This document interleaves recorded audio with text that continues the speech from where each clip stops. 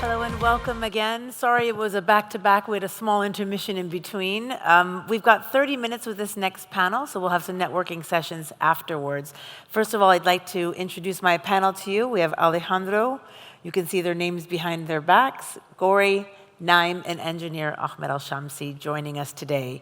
Today's topic, growth opportunities for adoption and integration of clean energy advancements. But we're going to look at more traditionals, renewables, wind, solar, geothermal energy, and etc. So let's start with you, Alejandro. So we're talking about your group, district cooling. Okay, so let's go into district cooling and how can we tackle the challenge of energy storage when it comes to solar PV. This is a really huge part of this region.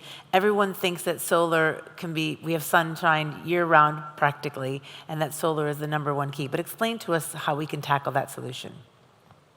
Thank you very much for your question. Yeah, this is a very interesting topic and an area where we have already done some developments. So solar PV is one of the main renewable energies that is driving the change to renewable. But of course, the bigger challenge that we have is that there is no sun during the night, but we still want to have energy during the night. In the region here in the UAE, we still need cooling during the night, for example, which is one of the biggest consumption of electricity that we have. So that's a challenge, but it's also an opportunity because, well, there is a development being done in the field of batteries for massive energy storage. This is extremely costly, #1, and maybe not the most environmentally friendly approach. But what we can do, and we can store the energy, we can store the cooling energy. We have something called thermal energy storage tanks, where we essentially, making it very simple, we store cold water, and then we deliver this cold water to the users during the night. Traditionally, this technology was used as a peak saving, because in the traditional way of production of electricity with combined cycles, the objective was to reduce the peak, to minimize the peak that happens in the middle of the day. But with solar, the problem is not the middle of the day. We have plenty of energy in the middle of the day. With solar, we don't have energy during the night. So we shifted that approach, and we are already doing some projects where we did one in the Red Sea in Saudi Arabia. It's a fully solar-powered. So you're collecting the energy during the day to be used at night. You're storing it, and this is what you're talking about, geothermal energy, geo-exchange and cooling applications. Is that kind of what I'm getting? Well, what we are doing is we are using the solar, the electricity produced through solar in our system to generate cold water that we store in tanks so that we don't need to run the chillers during the night. Okay, got it. The geothermal and geo-exchange is also an interesting topic that we are getting in. Mainly the geo-exchange, we are exploring alternative ways for rejecting the heat. So this heat that you take off the water or you take off the room, it has to be rejected somewhere. And the most efficient way, or the way that we have been doing it in district cooling, and we managed to save a lot of CO2 emissions, is using cooling towers. But the limitation that we have is water. This consumes water. Water is scarce good in this part of the world. Which is going to lead me into Engineer Shamsi to answer that question for you. So Engineer Shamsi, what are the current trends in water and the water sector, and what role does water recycling play? I think this hands into what Alejandro has just said. Thanks, Cam, for inviting me for this interesting discussion. It's good that you started by wastewater, not water. Where every drop matters. And less for more. Maybe just to put some perspective about wastewater. What we collect in terms of the collection system in Abu Dhabi, from whatever we produce as a clean water, desal water, let's say, is less than 50%. So if we take that even from beginning, I'm collecting less than what we produce. Sorry. It gives us, an indication, sort of a bigger picture. A bigger picture about how much we spend to clean the water and how much we collect, and where is the delta, without going through, negative kind of thinking, maybe going through agriculture, cooking, industry, whatever, but it will not neglect the fact there are losses in the water. In terms of the wastewater, we are very much specialized in collection, transferring the water to the treatment facilities, treat the water based on the international standards, and then recycling the water in terms of reusing it. We started the journey a few years ago with less than 50% of water recycling utilization. We are proudly today achieving a figure of 80% utilization of the recycled water. And this is over 10 years? Sorry? This is over 10 years, you went from 50 to 80? Yes, from the 50 that we collect, whatever I collect, I manage to recycle 80% from that collected water. And then we moved a step ahead, right? Just before talking about that, we have also a target to reach 100% by next year or maximum within 24 months. What we did on top of that, we started diversifying the water recycling uses. So mainly it was used for irrigation purposes, streets, golf courses, hotels, and so on. We moved a step ahead by offering the water to industry sector. So there are now industries using our product to market their own products as green products, meaning that they are now replacing desal water with recycled water and asking for premium from their clients. Okay, but they are not sharing profit with us, unfortunately. And then we moved also to cooling district.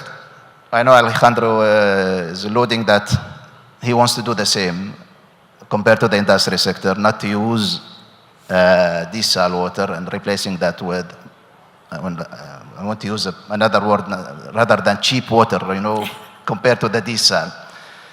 And we managed to do so in one of the cooling facilities in Abu Dhabi. If you are familiar with Marriott Al Forsan in Abu Dhabi, they are proudly using our own recycled water for cooling purposes. It gives you,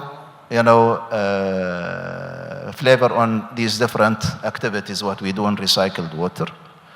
We are the pioneers in this with the highest utilization rate, not only in UAE, by the way, not only in the GCC, even in Middle East.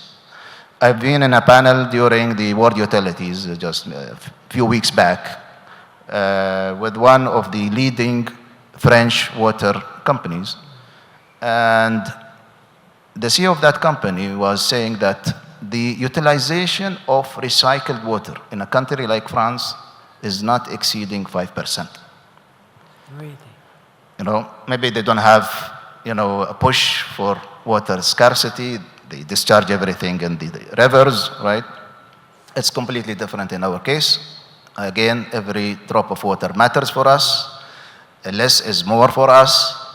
There is a need really to enhance the awareness about how can we ensure the best use of recycled water, minimizing leakages about the 50% that I can collect more and offer more recycled water to these different sectors. I would like to end up by a very important initiative that we did, and it's now in motion. I'm not talking about plans. It's a real thing that we did.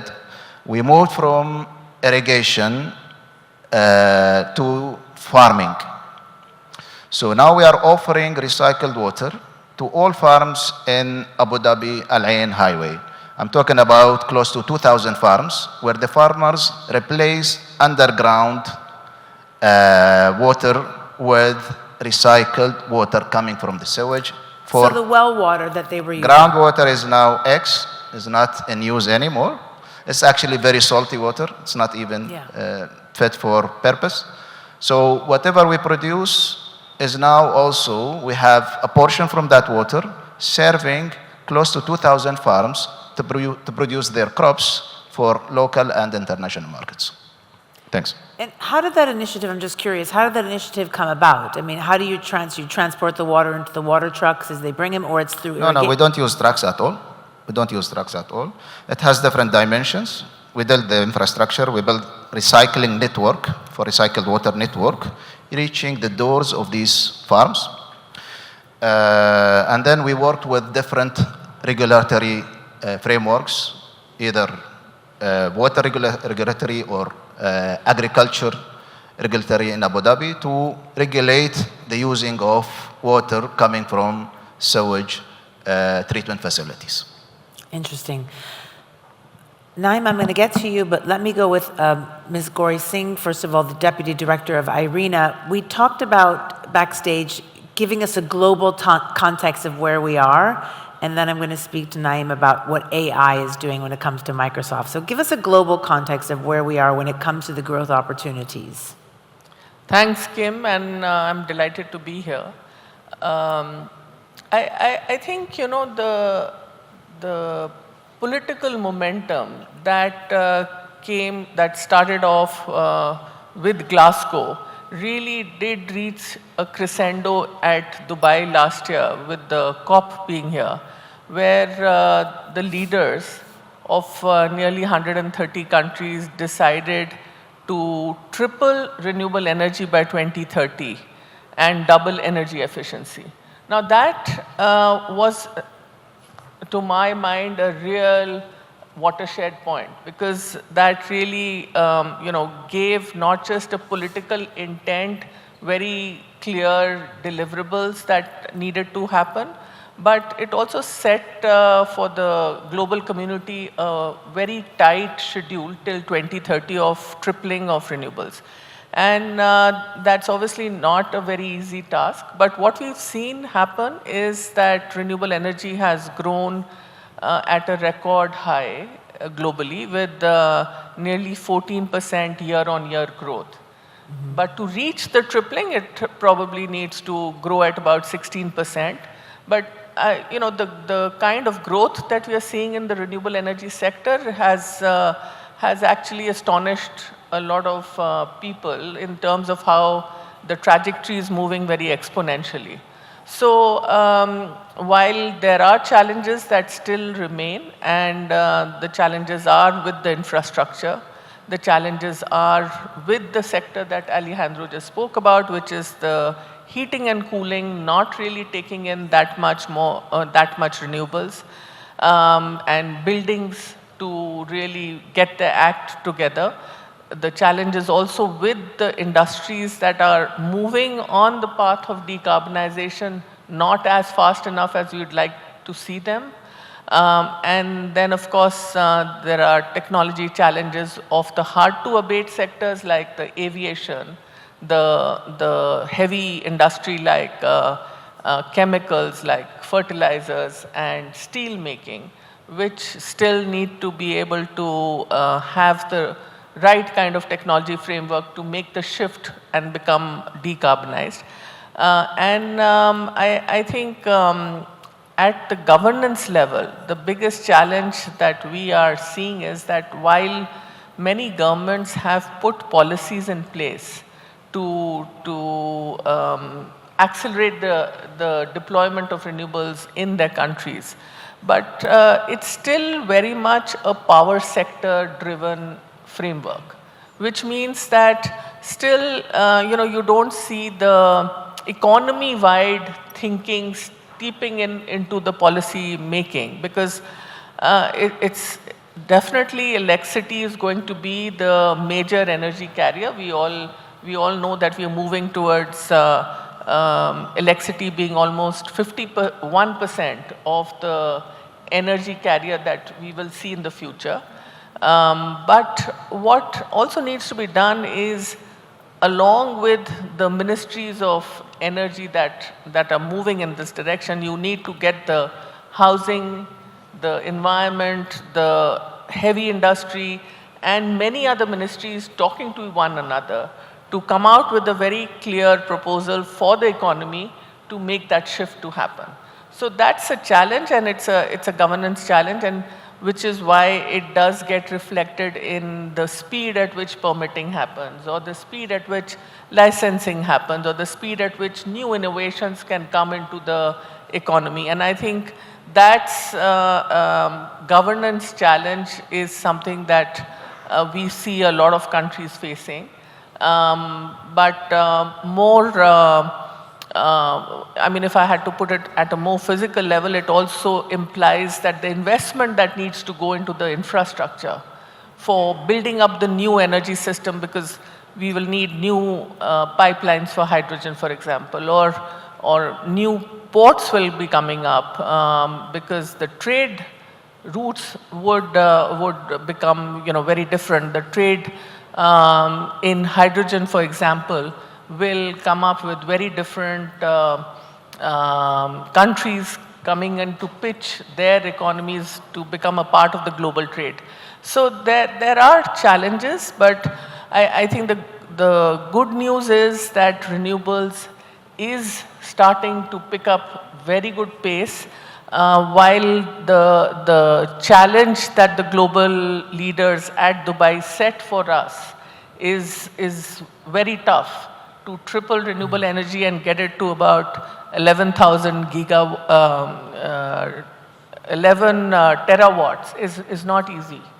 But I think it's at least got that momentum happening and has given it that thrust to get governments and to get private sector aligning, along with the financial sector aligning to make that happen.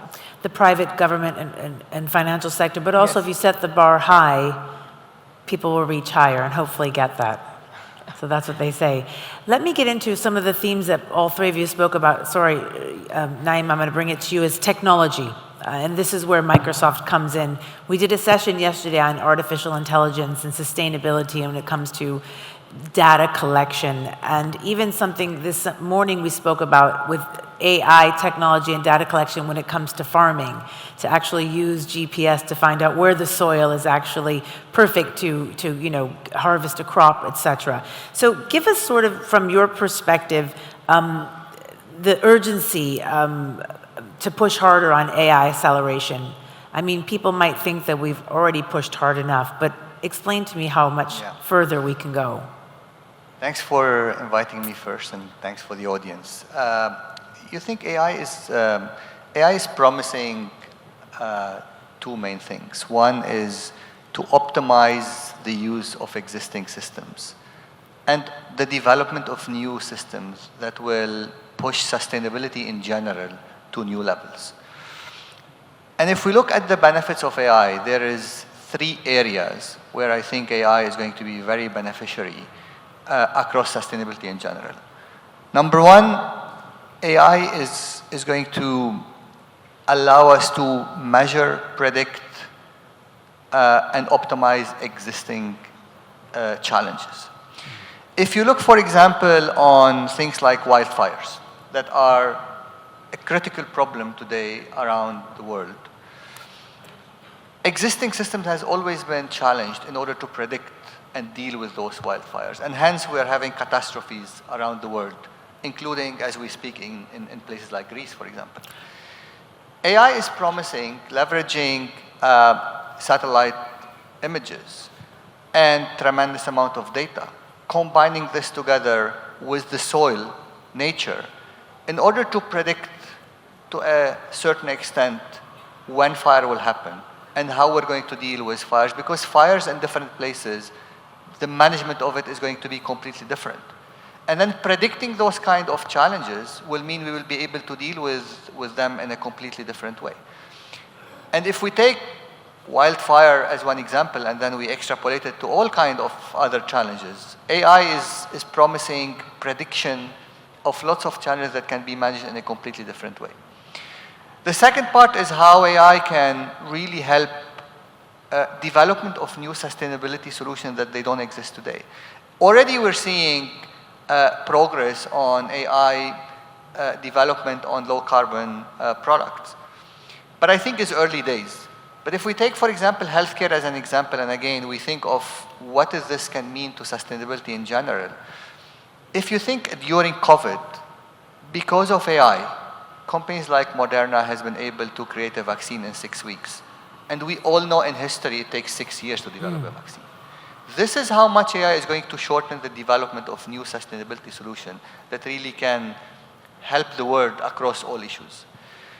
And the last one, how AI can empower sustainability workers during catastrophes. Imagine we have an earthquake and we have all sort of workers figuring out how do they deal with it. Now with things like ChatGPT, they have access to real-time information and potential solutions that in normal times it would have taken them days and years to get access to it. So if we look at those three areas, I think AI is promising a new opportunity that didn't exist before. And this is why I think people who are dealing across all of those matters, and we've been hearing about water, cooling, and energy, I think AI have to be really accelerated into all those areas in order to get the benefit out of it. I always wonder, what if AI asked AI to come up with a solution, and then AI asked other AI to come up with a solution, and it would continuously go on, and it would actually... Look, I think the future will not be far from that. Reality is that for the first time, we have a technology that will create other technologies. What we need to make sure is we put the right governance, because without the right governance, this can completely go south. So we need to make sure we all are taking a responsible approach on how do we develop AI to make sure that we are getting the right outcome we want. One more last question, or second question for you. You say that you can't change what you can't measure, data being key.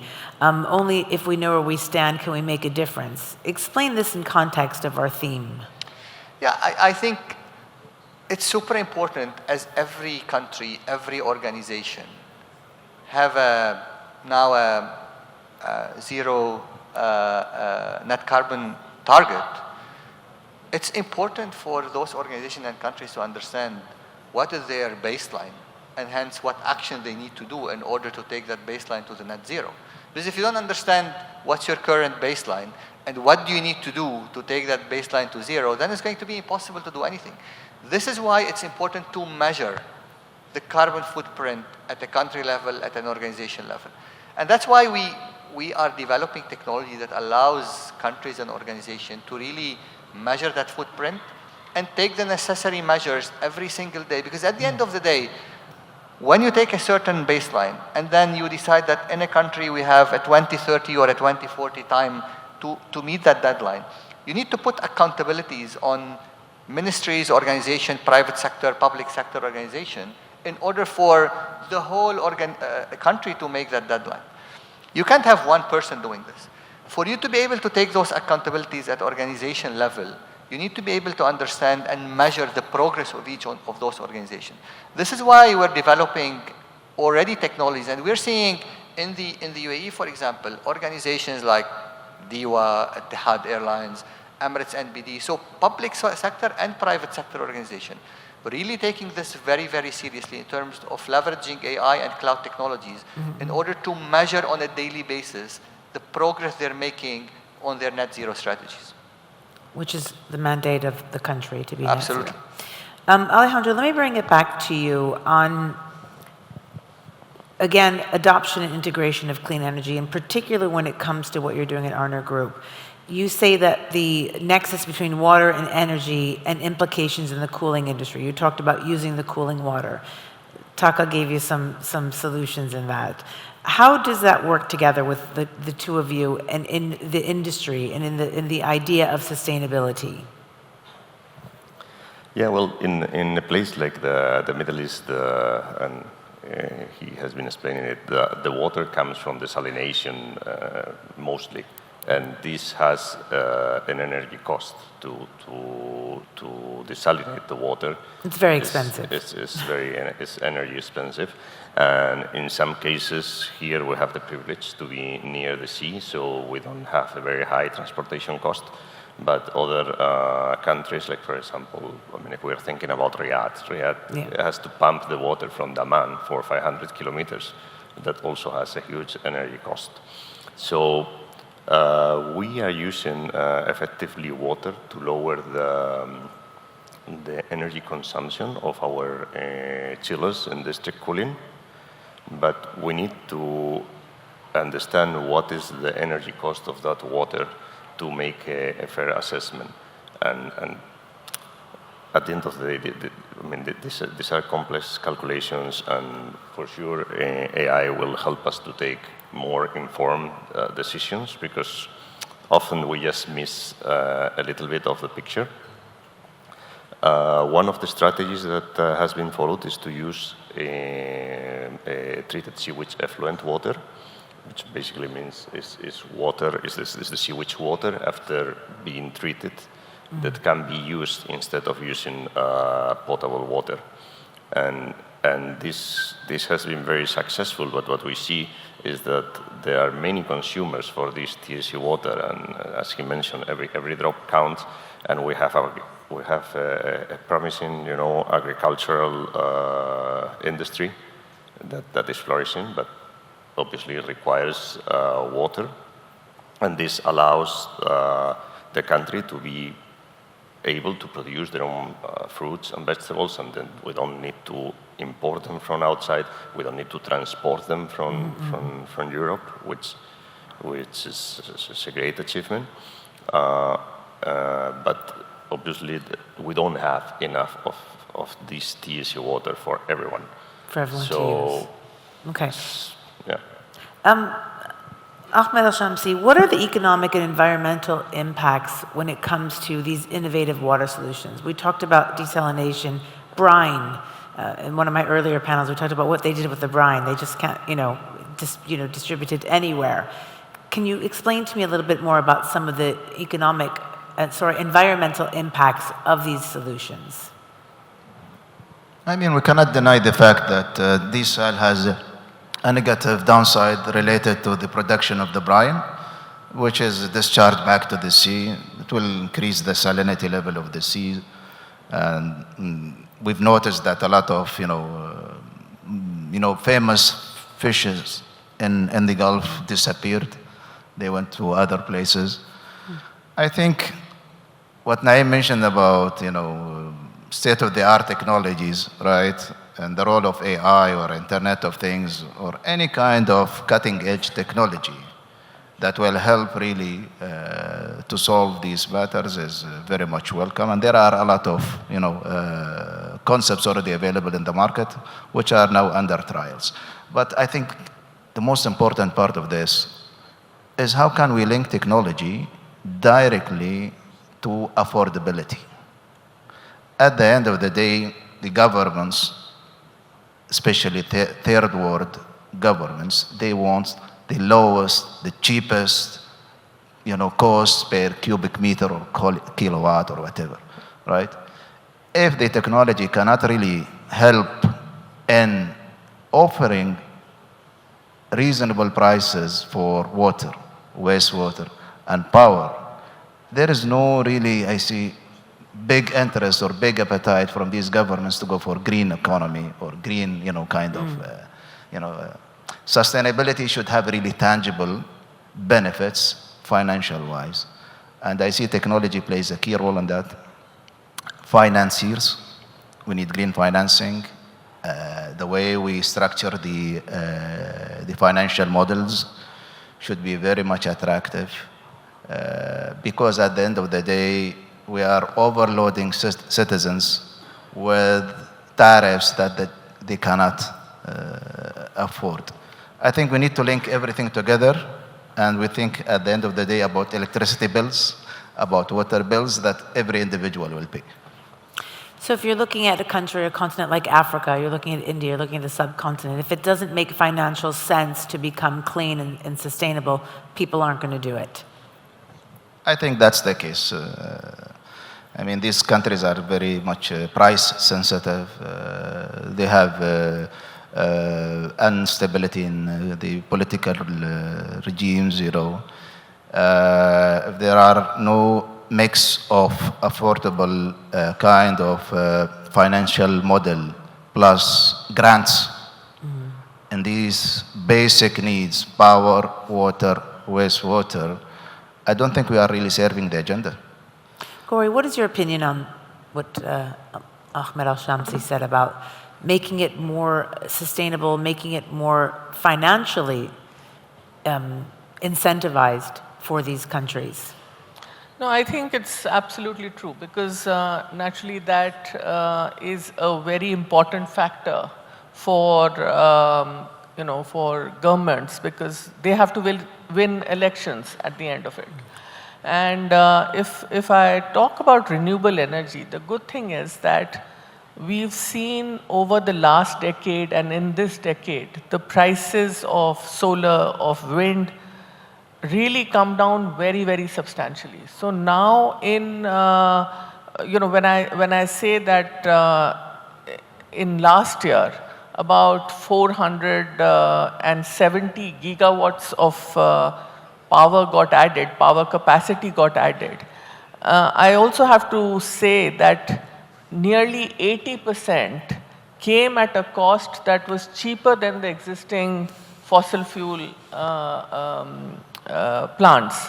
And that's actually started making a difference because now the economics are so real.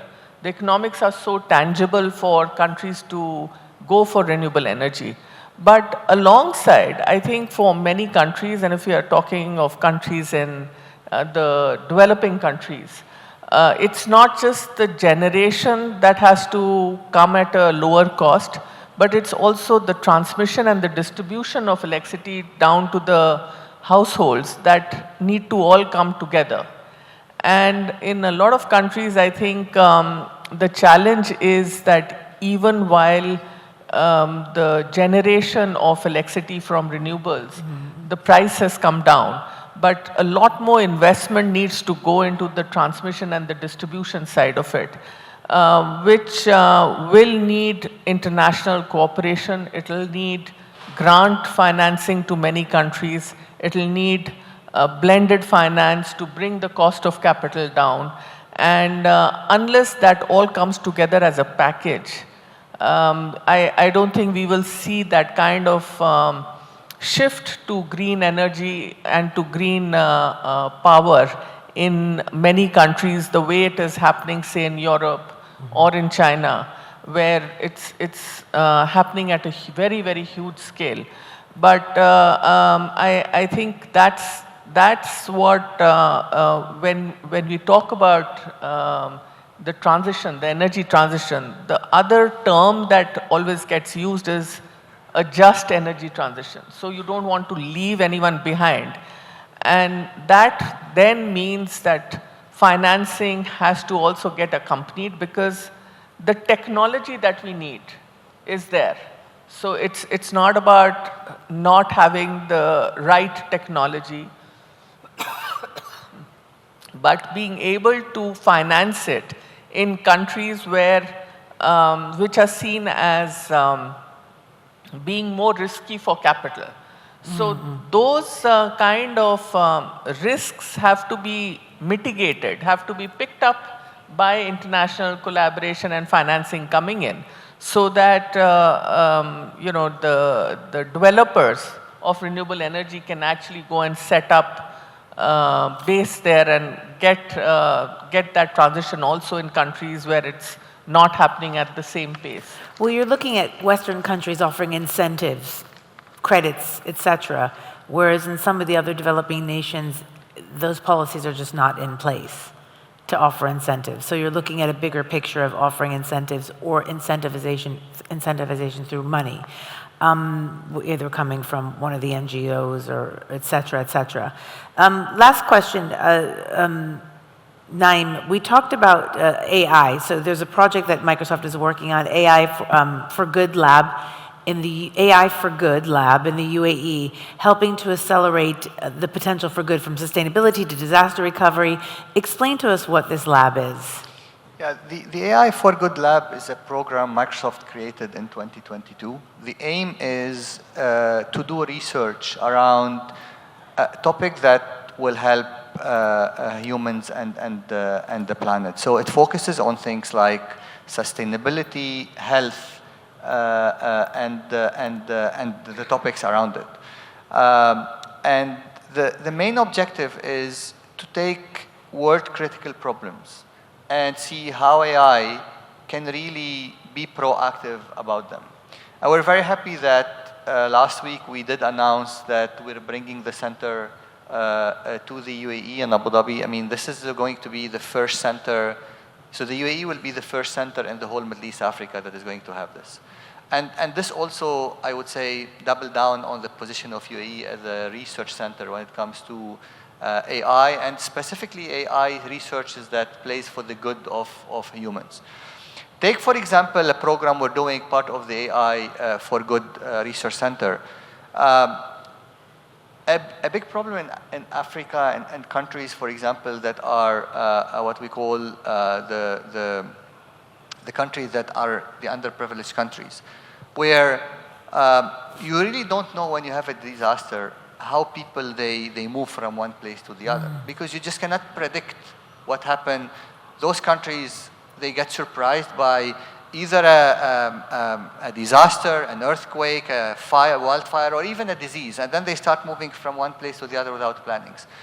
So we're doing some research with the AI for Good Lab, is in order to, again, to take really high resolution satellite imageries, try to create maps for the population in those countries, and make sure we're ready that in case a disaster happens, we know how people should move from one place to the other, rather than letting them to be in the middle of that problem.